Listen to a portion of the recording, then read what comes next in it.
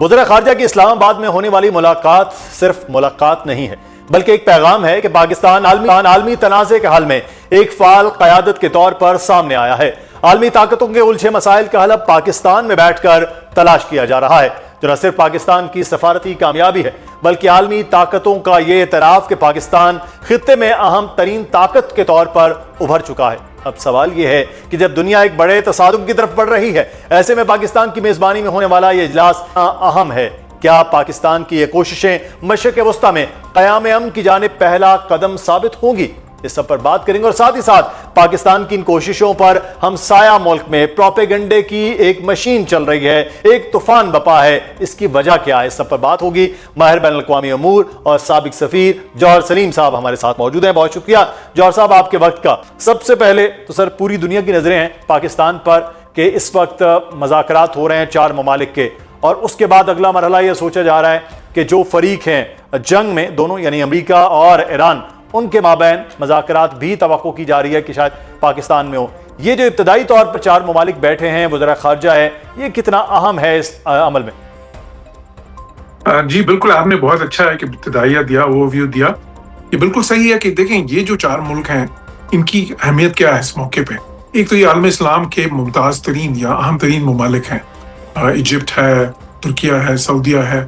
تو دوسری چیز یہ ہے کہ اس میں جو ایجپٹ، ترکیہ اور پاکستان ہے، وہ 3 ممالک وہ ہیں جن کے تعلقات یہ جو اس جنگ کے سارے فریقوں سے بہت اچھے ہیں۔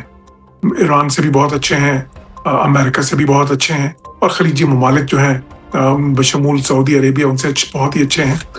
اب سعودی عرب کا اس میں شرکت کرنا اس بات کی بھی غمازی کرتا ہے کہ اس نشست کو، اس ڈائلاگ کو ان کی خصوصی جو ہے نا سپورٹ حاصل ہے۔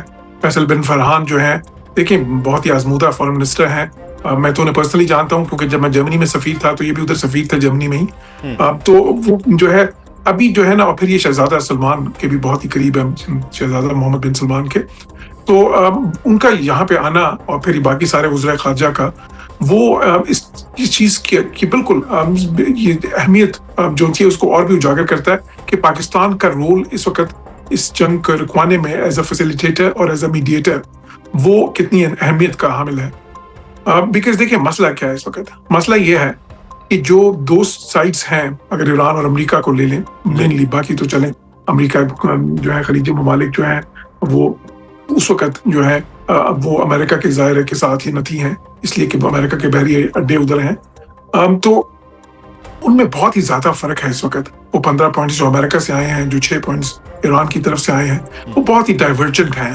تو ان ڈائیورجنسز کو کنورجنسز میں اگر بدلنا ہے کسی حد تک، کہ دیکھیں بغیر اس کے تو پھر یہ امن کا راستہ نہیں بنے گا، تو پھر کیسے کریں گے وہ؟ اس کے لیے پھر آپ کو یہ پیش بندی کرنی ہوتی ہے کہ اس سے پہلے یہ ساری جو بات چیت ابھی ہو رہی ہے اس میں تھوڑا سا یہ سارے ملک مل کے ان کو نیرو ڈاؤن کریں گے، دیکھیں گے کہ کیا کیا چیزیں ہیں جس پہ اتفاق ہو سکتا ہے دونوں فریقوں کا۔ پھر ساتھ ہی ساتھ ان کا رابطہ ہوگا ان فریقوں سے بھی۔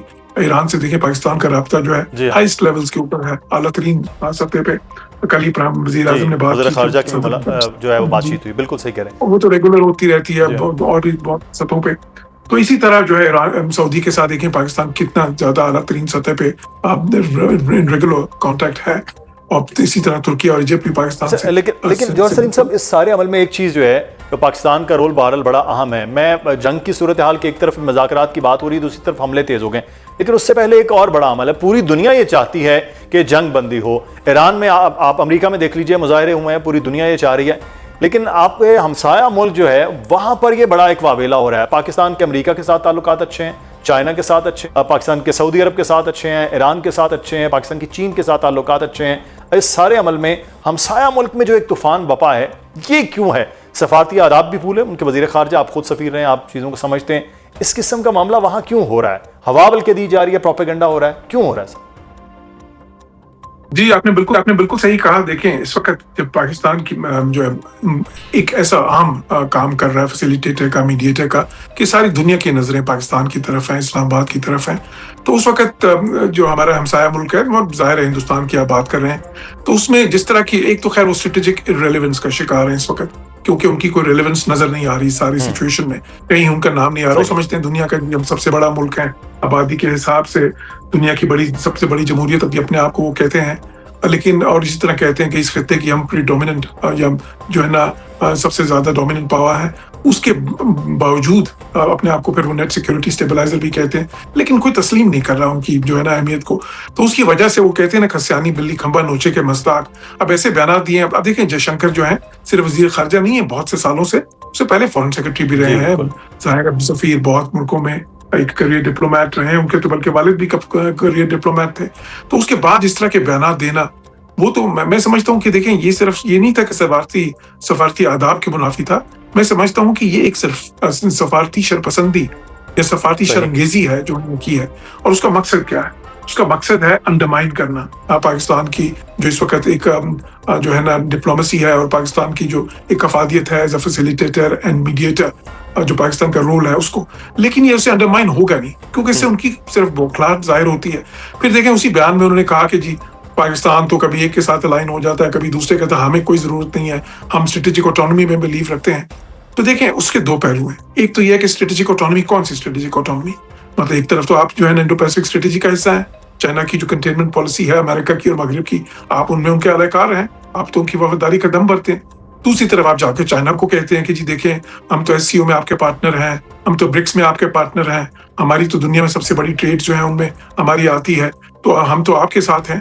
پھر تیسری طرف روس کے پاس جاتے ہیں اور رشیا کو کہتے ہیں کہ جی دیکھیں ہمارے تو 6 دہائیوں سے ہمارے تعلقات اتنے گہرے ہیں, ہم اسٹریٹجک پارٹنرز ہیں, تو ہم تو آپ کا تیل بھی لیں گے اور بین الاقوامی بلیک مارکیٹس میں بیچیں گے اور اس کا فائدہ بھی اٹھائیں گے. چوتھی طرف جا کے وہ جو ہے نا EU کو کہتے ہیں کہ جی ہمیں آپ جو ہے نا ٹریڈ کی اسپیشل فیسلٹیز دیں بیکاز ہم آپ کے جو ہے نا وفادار ہیں بہت زیادہ. تو یہ اسٹریٹجک آٹونومی نہیں ہے, یہ اسٹریٹجک ہپوکریسی ہے, یہ اسٹریٹجک ڈسیپشن ہے. یہ وہی چناکیہ کی پالیسی ہے جو کہ ہندوستان جو ہے نا وہ فالو کرتا ہے کہ جی دغا بازی اور مکاری اور عیاری کی ڈپلومیسی. لیکن اس کا نتیجہ کیا نکلا؟ اس کا نتیجہ یہ نکلا ہے کہ ان کی کریڈیبلٹی ختم ہو گئی ہے, تو اس لیے دنیا اب ان کی طرف نہیں دیکھ رہی, وہ ریلیونٹ ہوتے جا رہے ہیں. پھر دوسرا ایک اور بات انہوں نے کی, انہوں نے کہا جی اچھا جی ہمیں کوئی ضرورت نہیں ہے اس قسم کی وہ بروکر بننے کی, یہ تو جس طرح ایسے کہا کہ جس طرح یہ کوئی گرا ہوا کام ہے. آپ دیکھیں میڈیٹرز جو ہیں, میڈیٹرز تو امریکہ بنا تھا پاکستان اور انڈیا کے بیچ میں جب جنگ ہوئی تھی. اس سے پہلے چائنا میڈیٹر بنا تھا جب سعودی اور ایران کی انہوں نے اپروچ کرائی تھی.